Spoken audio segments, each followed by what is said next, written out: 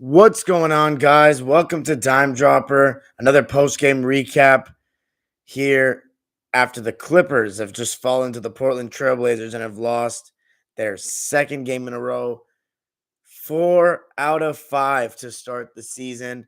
But before we get into all that, make sure to subscribe on YouTube at Dime Dropper Podcast, Apple Podcasts, follow us on Spotify, and of course to follow us on all social media platforms at TikTok, Instagram, Twitter, and Facebook at Dime Dropper Pod.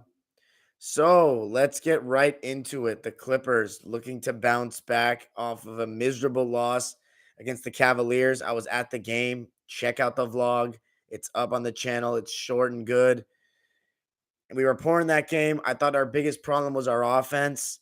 We only scored 79 points. We were in a lot of ISO balls, stagnant, no movement off the ball, which we were so accustomed to seeing last season. No ball movement, very stagnant. Obviously, the refs have been calling the game a lot more early 2010s, even at times in certain games, 2000Z, and that has prevented perimeter players from abusing the rules the same way they used to, and also just being able to get to the rack as usual, because as I said, it is the NBA getting better and better, which is making me look really good right now. If you haven't watched it, go watch it. About perimeter players, and when you don't put hands on them, when you put hands on them, how much harder it is for them. We saw it the other night with PG and Larry Markkinen, and how it's been affecting a lot of players around the league. Well, tonight, I really like the way that we came out actually in that first quarter.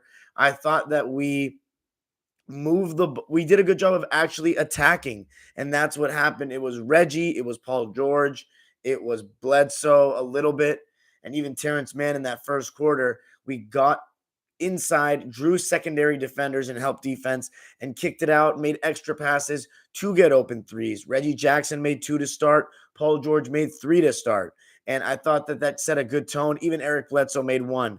But the problem is, and I was thinking to myself, man, maybe this is the game that all of our threes start to fall. One thing I also thought was good in the first quarter was we kept blitzing Dame in the pick and rolls, as we always do. And we had a good rotation every time when Nurkic would dive to the middle of the basket on the roll. Reggie Jackson especially actually did a very good job deflecting the ball or just getting his body in the way of Nurkic and doing a good job for us defensively on that front. We were up 20-9. That was the biggest lead that we were going to see all night, because when Paul George went to the bench, our offense has really looked pathetic, really, to put it quite frankly, this season.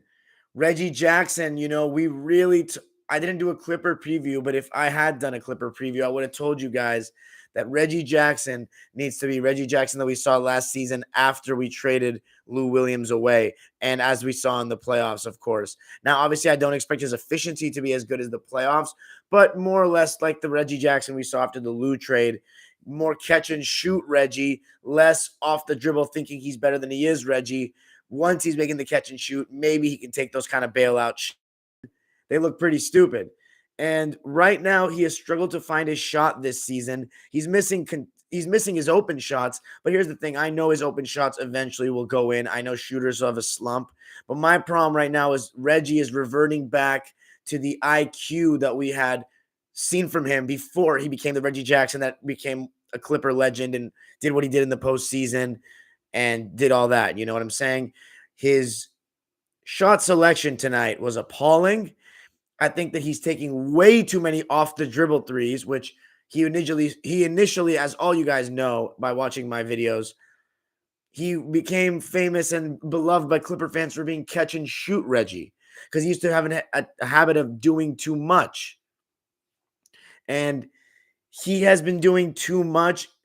And in my opinion, I think he can diversify his shot selection. He's taking a lot of contested threes, a lot of step backs, and he's pretty stagnant off the ball. He just kind of stands around, camps on the perimeter, and dribbles a lot and wastes a lot of time off the shot clock frequently. And I don't really like that. I like it when Reggie likes to attack. I like it when Reggie's running pick and rolls 18 feet away, so when they go under the screen, he can pull up for that 18-footer, not that 25-footer. We've seen that 18-footer go in for him a lot last season. If you recall, I think it was last season, he hit that game winner against Detroit in Detroit. It was because I remember him and Kennard were celebrating after the game. 18-footer just pull up. I think that he's really been pulling way too many threes. And I think that Reggie Jackson was a bona fide shot maker last season, getting into the lane, making floaters, getting to the rim. Obviously, they're calling the game a little bit, more loosely, less fouls, more hand check being allowed. So Reggie Jackson won't be able to get to the paint as frequently, but that floater, the ability to try and get it and attract some attention, and then that 18-footer, I think he needs to try to go to more. He's way too reliant on his three, and when it's not going in, just kicking more contested threes is the stupidest way to play, in my opinion. It's shooting yourself out of the game and making your confidence just go down more. I can tell you from experience, I played in games where I just kept shooting threes because I was like, you know what, I just need one. Well, you know what I needed to do? Maybe go a little bit closer, see a shot go in, maybe get to the foul line to see a shot go in, and then things will open up. Basketball 101. But you know what I started doing? Watching too much modern NBA and started falling in love with that three ball. Bad for my individual game. This just translates to the youth intramural level for any hoopers watching this. Don't fall too in love with that three ball and looking like these dudes, man. The IQ is poor. And in this, the Blazers did a good job of coming back in that first quarter, but I think it's because when Paul George was out, we just had no offense. You know what I'm saying? Terrence Mann, we didn't run really any pick and rolls for him like that. And here's the thing about our offense that I noticed, guys. Isaiah Hartenstein and Ivica Zubac are both traditional rim rolling centers, but they're not throw it to the post, go get me a bucket reliable centers, right? So when we run pick and rolls with those two, most teams are just going to hedge and recover, which is my favorite way to combat the pick and roll. In today's NBA, though, with the floor spread, it's easy to make one pass and try to swing the ball before the whole defense can rotate. But I think it's the more safe bet than just switching bad matchups onto each other, like I think a lot of teams do when they don't really have the personnel to always switch. For example, Reggie was running a high pick and roll with Hartenstein. Nurkic comes and obviously cuts off Reggie's potential drive or pull up, and a guy rotates for Hartenstein. And Reggie, one thing I really noticed about him tonight is on those pick and rolls, I think Reggie holds the ball not too long when he stops his dribble prematurely. He doesn't try to turn the corner enough and try to get to that elbow, which, like guys like Chris Paul live off of, or try to turn the corner and get to the rack. I think that he stops his dribble too early. And I think he needs to do a better job of keeping that dribble alive. And I think that because teams are not worried about Terrence Mann, teams are not worried about Amir Coffey right now from deep. Coffey made one or two jumpers tonight. I think he only made 1 3. And Terrence still continues to struggle from deep. 1 of 3 from Terrence from 3, 1 of 4 from Coffey. So overall, 1 of 7. Defense is living with that. The only person that's really scaring teams on the perimeter in terms of catch and shoot situations when Reggie has the ball and Paul George is out of the game is Luke Kennard. And Luke Kennard was off in the first half. So that was part of the reason why the Blazers were able to get back in that game at the end of the first quarter. And in the second quarter, bad basketball being played by both teams. Awful. And I think the Blazers honestly should have been up like 15 points when we were, again, without Paul George in that lineup, playing so shitty, just not able to score. I think that it wasn't as stagnant as the other night against Cleveland. I think we were trying a little bit more off-ball actions. I think we were getting better looks that just weren't falling. But I also think that Reggie Jackson, I expected him to be the second leading scorer of this team, able to score 18 to 20 points a night. And right now it's looking far from that. Right now that's looking like a foolish expectation that I had. And if we don't get that, we're going to be struggling for a play-in spot. Like, we're going to be real here, because then Paul will have no reliable secondary guy. I thought Reggie would be able to be that guy. And I also thought more of Terrence. And I don't think we went to him to try to do anything pick and roll wise or get him going as a ball handler at all, which I want to see more going forward, because we really don't have many other options at this point. Kennard, obviously, I want to see more pick and rolls too. But the thing is, right now, Ivica Zubac is not giving us anything in terms of finishing on those rolls. He is not if I'm a guy handling the ball right now, I don't know how comfortable I am throwing lobs to Zubats if it's not a perfect pass or a tight bounce pass that you may have to put a little more oomph and whip on that thing and put some pace on the pass because his hands have proven to be unreliable. He's missing dunks and chippies around the rim. He's not finishing through contact. So I'm very concerned about Zoo. And I saw a tweet tonight that I actually really agree with. He may have peaked in his role as an NBA player. And that kind of concerns me because I really don't know if Zoo, I think that Zoo could be a championship center with Kawhi, but I really don't know if without Kawhi and this team that we have right now, Zoo will be able to be good enough to help us get in the playoffs. May have to be a playing spot. That top 6 looks out of reach with the way he's playing, unless we get Reggie Jackson going back to 18 points a game or something of that nature. I also want to say this. By the way, so what I was saying about the Blazers is that they're playing terrible basketball because they just keep shooting contested jumpers. Anthony Simon, CJ McCollum, it's just all jumpers, contested jumpers. And right now, I think a lot of players' skill sets are being exposed. I think everybody wants to talk about, oh, these players are the most skilled, all this shit. It's all face-up game. When guys are being allowed to use more contact, it looks stupid. Like they're just contested jumpers after contested jumper. There's no inside-outside game. It's all outside. It's ridiculous. It exposes the lack of back-to-basket skill and big man skill in this league. And Yusuf Nurkic actually has decent skill, but again, like Zoo to me, he's just inconsistent and doesn't have a really, I don't know, the way he approaches games, he plays with a mentality that he's worse than he actually is. And I think it was bad basketball on both sides. Eric Bledsoe, man, I love Eric, and I have more patience with him than a lot of other Clipper fans because a lot of Clipper fans, let's be real, may not have even been fans when Eric Bledsoe was on the Clippers last. But he was awful after the first quarter. He was terrible in the second quarter because he got 2 jumpers where the defense went under the screen in the first quarter from around 18 feet. Missed them both. Good shots. I liked him trying to do it to keep the defense honest because he can make it from 18 sometimes. Missed them both. He did make a 3, which gave him a little too much confidence. And ladies and gentlemen, that'll be the last shot he made and the only shot he made all night long. I thought that he was poor because he took other terrible threes in the second quarter. And, I even thought there was a chance late in that first quarter. And this is what I mean by the timeliness of our shots. So right now, I think the collective basketball IQ of our backcourt starting is piss poor. Reggie Jackson has reverted to a 3-point chucker instead of a bucket getter from all over the court, which he was becoming, obviously, primarily from 3. But at the same time, more catch and shoot, not this many contested threes, a lot more trying to get downhill a little bit and get to a floater, get to 18 feet.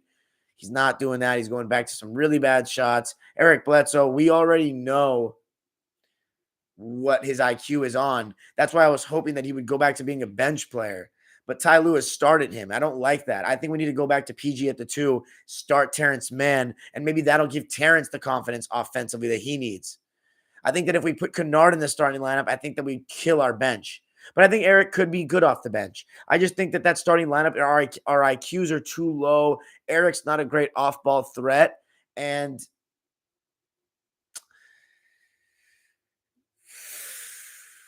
I don't like Eric being the primary ball handler of a starting lineup against starter-level players. I think against second-unit level players, I think Eric's skills and on-ball ability to get downhill will help. But I also think we do have, when Zoo and Hartenstein are out there, it's a big that's around the rim. So oftentimes when you get to the rim, you're going to be seeing another guy. You're not seeing 2 guys like in the traditional power forward, real pack-to-paint days, but you are seeing a secondary defender when you get there, which makes every finish tougher. And which makes the mid-range game and ability to stop on a dime that much more valuable. And that's why Paul George was putting on an absolute clinic tonight, because he's the only player on our team that can hit contested mid-ranges with consistency. Kennard is the only other player, and obviously Marcus Morris Sr. and Kawhi, that can do that. And PG was just putting on a clinic, man. Some of the moves. And finally, he was getting a whistle tonight, except for Robert Covington, who was allowed to hand check him like he was Nate McMillan tonight every step of the way. It was really annoying. But overall, I can't complain about Paul George's fouls tonight because they actually were being nice. And every time he was actually getting slapped on the wrist, they were calling it for the most part.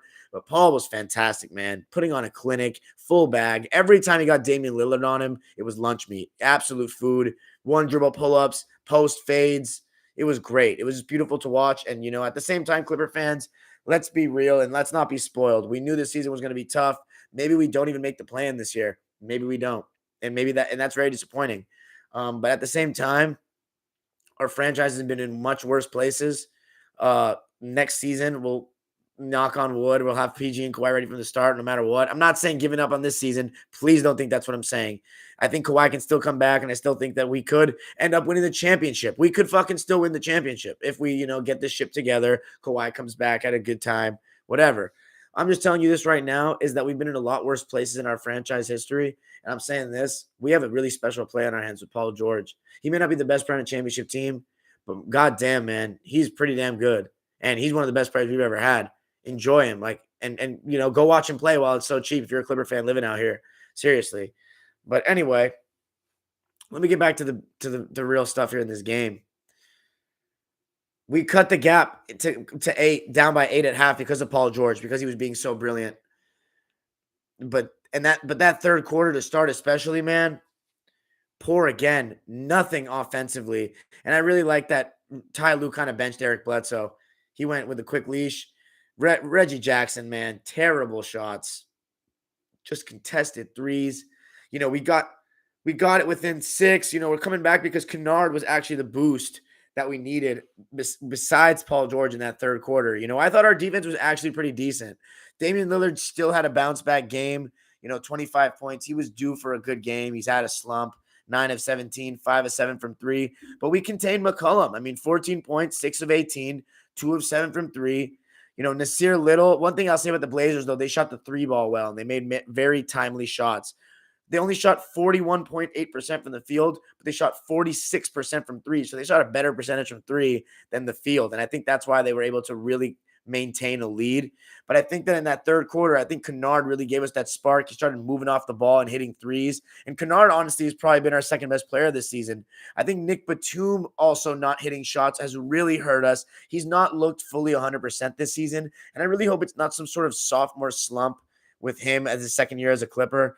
Like all out of nowhere, he just gassed and now he just can't do anything anymore. I don't think that's the case. I think Nico will come good. And I still think his intangibles are important. And I think that when Marcus Morris Sr. comes back, it's going to take a little bit more pressure off of him too. But Reggie Jackson, we need more. We need absolutely more. Nick Batum, 1 of 6 from the field, 0 of 4 from 3. Reggie Jackson, 2 of 8 from 3, 3 of 4 from the field. So he's only shooting 4 twos. And one of them was actually in that when we were coming back and got the game within 4. He got to the basket.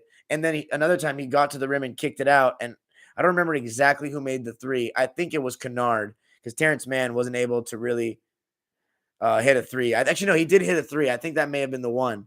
But it was from dribble penetration. And I think Reggie Jackson needs to continue to do that.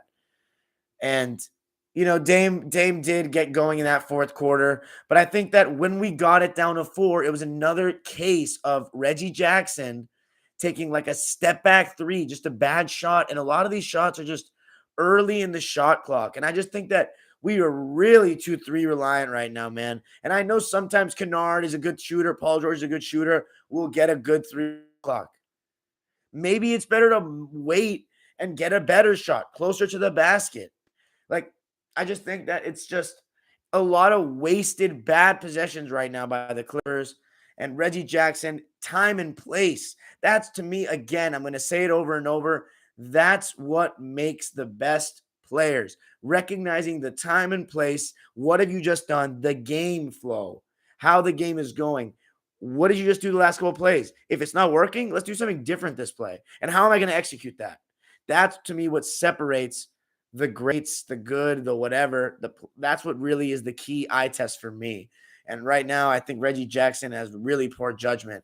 And Paul George still tried. He huffed and puffed and really played amazing. 41 points. He ran out of gas at the end, started turning the ball over just a little bit, but 42 points. And by the way, in the beginning of the third quarter, Paul was turning the ball over, making some ridiculous ones, just like throwing it up the floor when Bledsoe wasn't looking. Just terrible. I just think the Clips, They got to switch up that starting lineup a bit. I love Eric, but he's got to come to the bench. Got to get Terrence in there.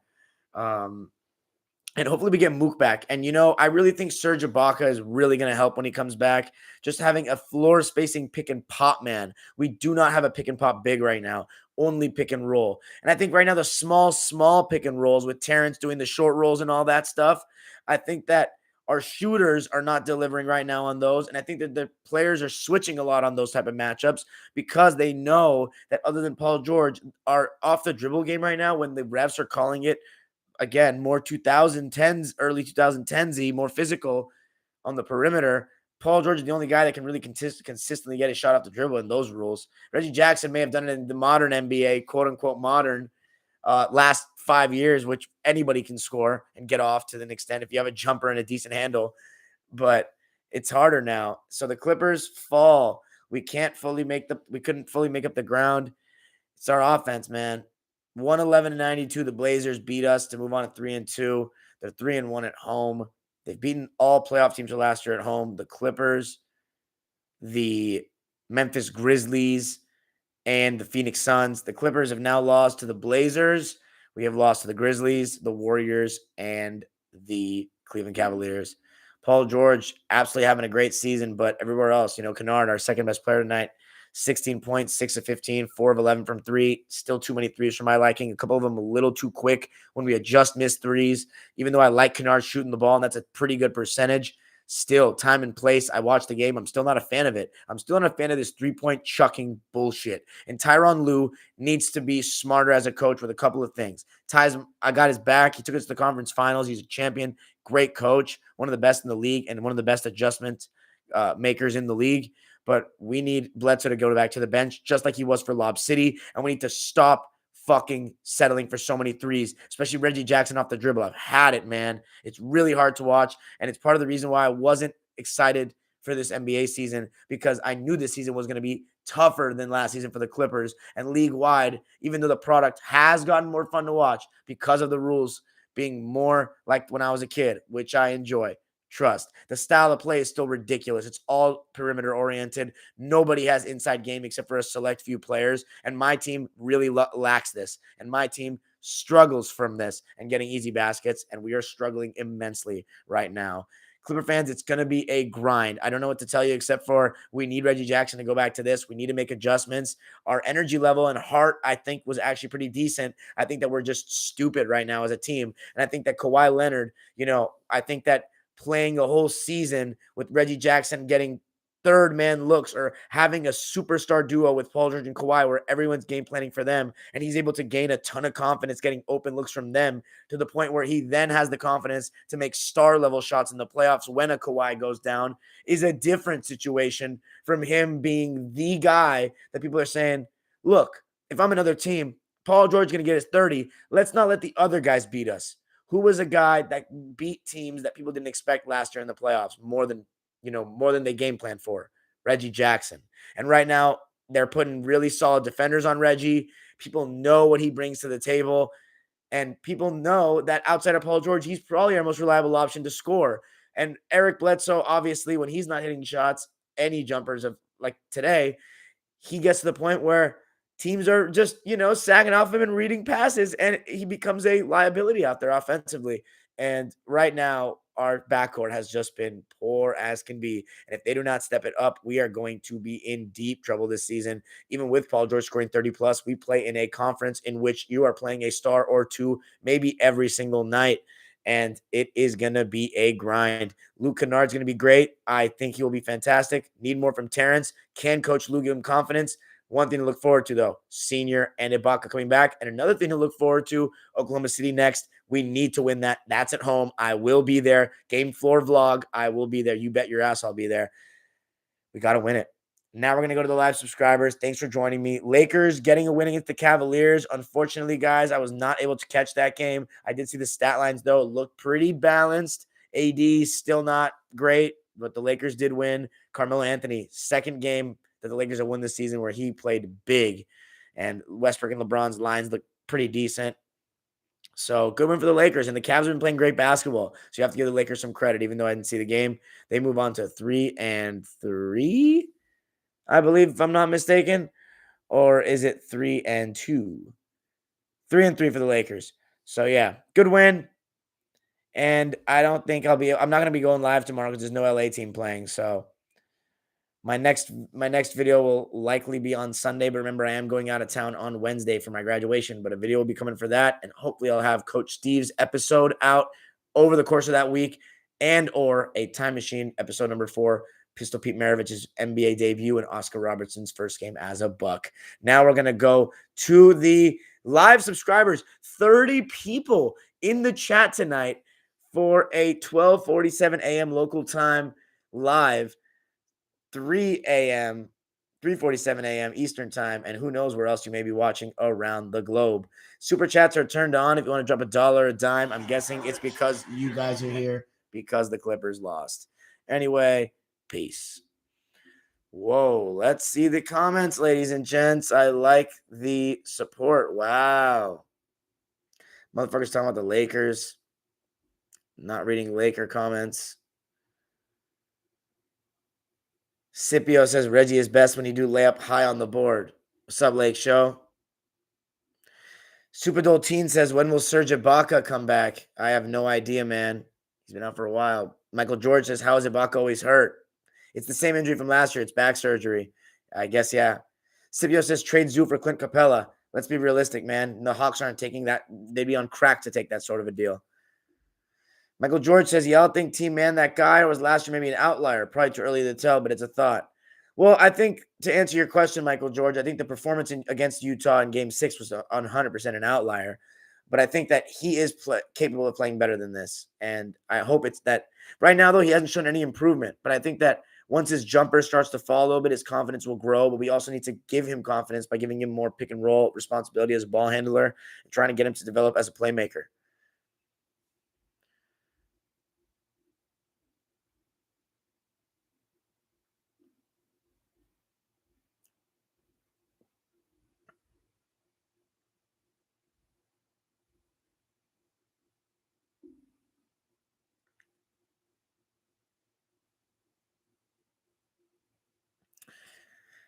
Lake Show, I think you're being a little overly unrealistic saying that second to third best player on a championship team with Paul George. If you can find a way to get another all-star second option and make PG third, I don't think there's that many people that are actually better than Paul George in the NBA right now, man. There's literally maybe 10 to 15 at the most, especially the way he's playing right now. So we're not getting one of those guys. PG needs to prove he can be a second best player on a championship team. He's too talented to be. If he had the mindset and the decision, like to me, he has all-star IQ, but not superstar IQ. Superstar talent, though. But if he had Kawhi Leonard has superstar IQ and superstar talent. So that's the difference. So I think Paul George can be a secondary player, though, on a championship team.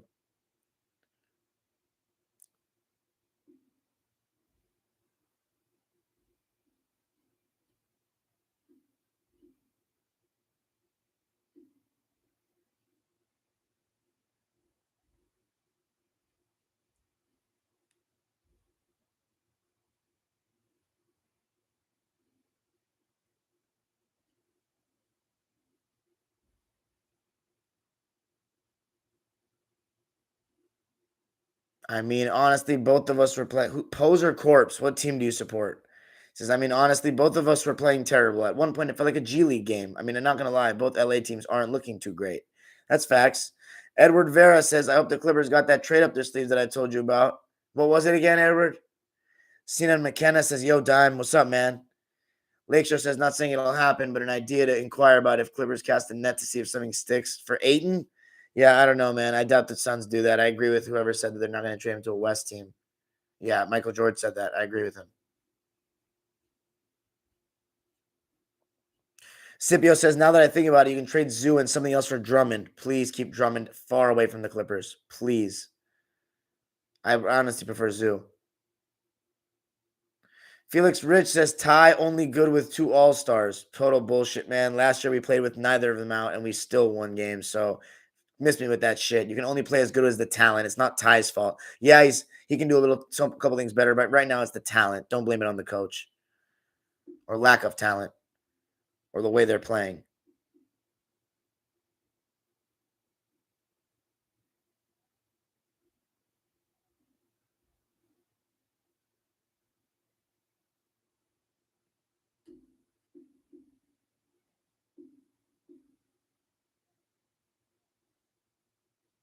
Unmarred Media says, get John Wall. He's washed and he would not help our team right now. I disagree with that.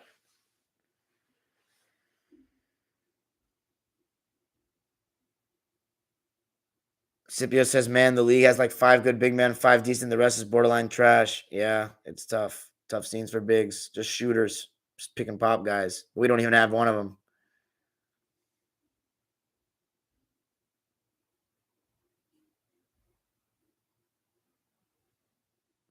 Michael George says, are you going to the Clippers Spurs game on the 16th in November? Probably. I'll probably be there. Why? Danny Chan says, maybe Eric Bledsoe shouldn't start until he knew in the starting lineup. That's what I said, Danny Chan. Cena McKenna says Clippers 5 to 7 seed, right? I predicted them as a 7, but right now it's looking tough. It's not looking like a 7 right now.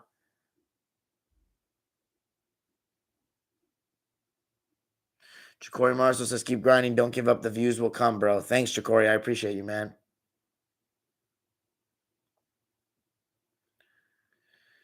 Michael George says, also, do you have to be vaccinated to go to the games at Staples Center? I haven't been since like a month before COVID. Yeah, lately they've actually been checking it. I don't know how much they've been checking it. Poser Corp says, I'm a Clipper fan. Oh, okay, for sure, man. Love that. Sam Mendo says, do you think the Clippers will make a trade at the deadline if things continue to go south? Yes, absolutely. We'll make a trade if it continues to be like this. Edward says, Maxi Kleber would be perfect for this team. Better than Morris. Why? Because he plays better defense? He's not reliable shooting the ball to me, man. I'd rather have Morris. I think he offers more. Maxi plays harder, but I don't know if that's not the answer to me. Current predictions for first seed in each conference. I still stand by my picks. Milwaukee in the East. And I said the Suns, but it's looking like the Jazz. I would have to switch those. I was really indifferent about those picks early in the season, but I'd have to say the Jazz. Damn, Michael George. Friends that are Spurs fans? Who's a Spurs fan in LA? That's weak. Don't tell me you're going to be rooting for the Spurs, who beat you guys in the playoffs multiple years. Bulls giving up tomorrow and they just trade for him this year? Nah. Yeah. Well, any last questions, guys? It's getting a little late. I'll keep this one short. Let's check some other stats around the league. Toronto 3-3 to start the year. Cole Anthony's off to a good start to the year. 24, 5-5 tonight. 7 of 13, 5 of 6 from 3. Scotty Barnes, he's looking like he's running front runner for rookie of the year so far. 21 points and 9 rebounds, 9 of 14 from the field. Gary Trent, 19 points, 7 of 13. Only 1 point win.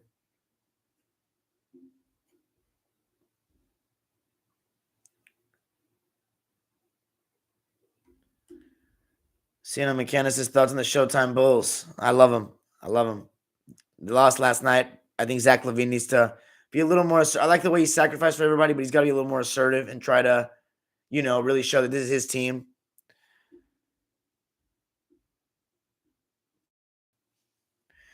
Edward says, what do you think about Real Madrid trying to dump Hazard back on you guys? Is that a real rumor? Because if it is, I'm so down. Brooklyn getting a win today. They're 3-3.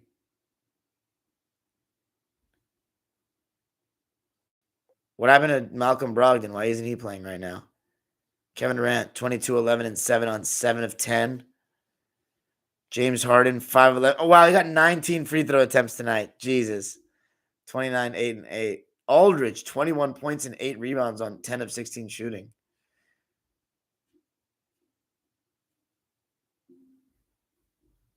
I think it's 72 hours, Michael George. Miami Heat 4-1 to start the season, 3-0 at home, beating the solid Charlotte Hornets team tonight, despite 23 from Hayward and 22 from Bridges, who's seeming like to be the front runner for most improved. LaMelo Ball, 6 points, 6 assists, 5 boards, only 2. He was 2 of 14. Jimmy Butler, 32, 10, and 5. That's 10 rebounds, 12 and 19. Only 1 of 3 from 3, so I'm happy he didn't shoot many threes. Bam Adebayo, 26 and 19. 10 of 16 from the field. That's his monster line. And then 26 for Tyler Hero off the bench on 9 of 13 and 4 of 6 from 3. So the Heat off to a good start to the season. Sacramento Kings 3-2, winning a win at the shitty New Orleans Pelicans without Zion. You know who's off to a really good start to the season is Harrison Barnes, 18-12. Like, man. What's up, Rohan? Yeah, 18-12 for Harrison Barnes. 21-6 for Rashawn Holmes on 7 of 8 from the field and 7 of 7 from the line. De'Aaron Fox, 23, 7 and 5 on 9 of 21. 1 of 7 from 3. I don't think he should be shooting that many threes, especially if he's missing so much. 17 and 8 assists for Tyrese Halliburton. That's on 7 of 12 from the field. And Buddy Hield with 20 points and 6 boards on 6 of 11 from the field and 3 of 7 from 3. Valanciunas with 24 and 13 on 10 of 14 for the Pels, but not enough. They dropped to 1-5. And then the Denver Nuggets going 3-2 on a 31-point win against the Mavs. The third quarter, they outscored the Mavs 33-12. And Dorian Finney-Smith, 0 of 7 from the field and 0 of 4 from 3, 2 points. Yikes. Tim Hardaway Jr., 1 of 7 from the field, 1 of 5 from 3, 3 points. Yikes. Reggie Bullock, 2 of 6 from the field, 1 of 5 from 3, 5 points. Yikes. No Kristaps Porzingis. Luka Doncic, 16 points, 5 of 18. Only 6 boards and 4 assists and 2 turnovers. Yikes. Wow, that's a beatdown. Shout out Edward, Mavs fan in disguise, Luka fanboy. Anyway, any last questions, gents?